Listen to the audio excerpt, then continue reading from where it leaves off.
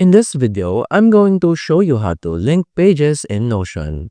So in here, after successfully accessing the homepage of your Notion account, what we're going to do is we're going to simply navigate on the page where you would like to link another page into. So for this video, let's say we're going to use this template page in here. We simply click this.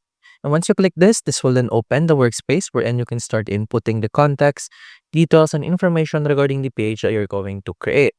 Now in here, since we're talking about linking one page to another, it is possible by the link to page block feature that we have in Notion. So to activate it, you simply type in a slash, then it will open the options in here, then type link to page.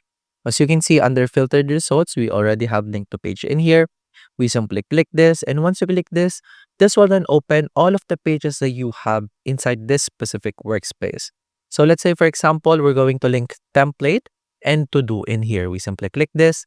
And as you can see, we have now successfully linked a page to another page here in Notion. So once you click this, you will then be directed to a different page that you have linked to this specific workspace.